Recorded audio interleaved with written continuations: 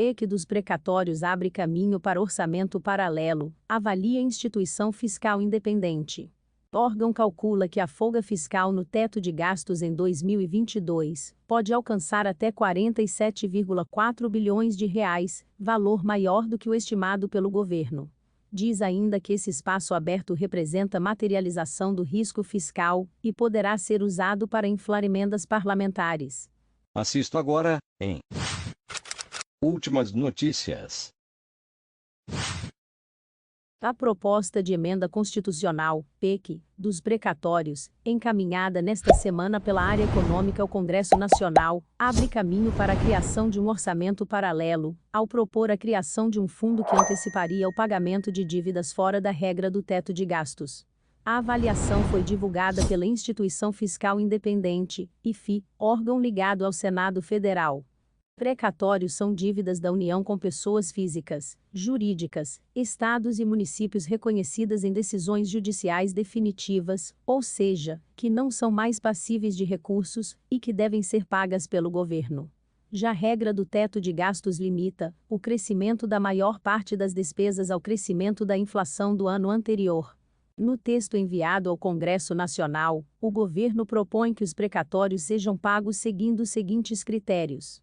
Por meio da PEC, o governo propõe ainda a criação de um fundo de liquidação de passivos da União, seria formado com a venda de imóveis do governo, com alienação de participação societária, privatização, por exemplo, e com o recebimento de dividendos de empresas estatais, entre outros.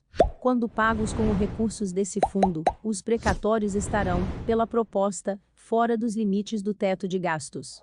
Presume-se que a tese defendida para tanto, seja de que os precatórios constituem dívida, a ser então amortizada via novo fundo. Perde-se transparência e abre-se caminho à criação de orçamento paralelo, espécie de volta ao momento pré-unificação dos orçamentos e extinção dos diversos mecanismos apartados de financiamento de políticas públicas, ocorridos nos anos 1980, avalia a Instituição Fiscal Independente. De acordo com o órgão, o parcelamento de despesas obrigatórias afeta a dinâmica do teto de gastos, em um contexto de eleições gerais, abrindo espaço de 32,4 bilhões de reais a 47,4 bilhões de reais na regra para o ano que vem. Com isso, a folga para gastos, por conta da regra do teto, gerada em 2022, pode ser maior do que os 33,5 bilhões de reais apontados pelo governo. As mudanças propostas acontecem em um momento no qual o governo propõe mudanças no formato do Bolsa Família, de assistência às famílias de baixa renda.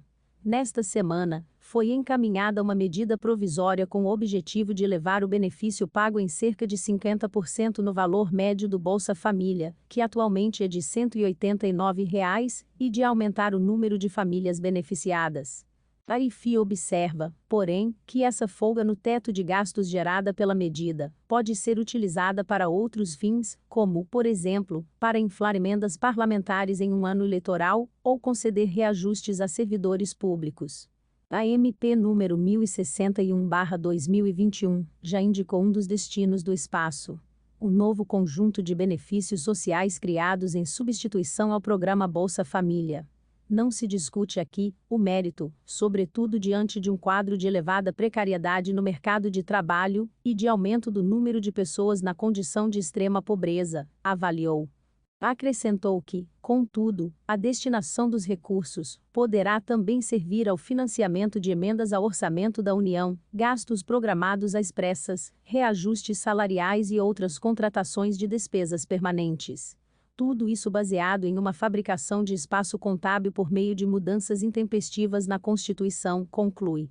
De acordo com a análise da IFI, a PEC dos precatórios representa a materialização de um patamar mais alto de risco fiscal, com crescimento de despesas e, consequentemente, da dívida pública.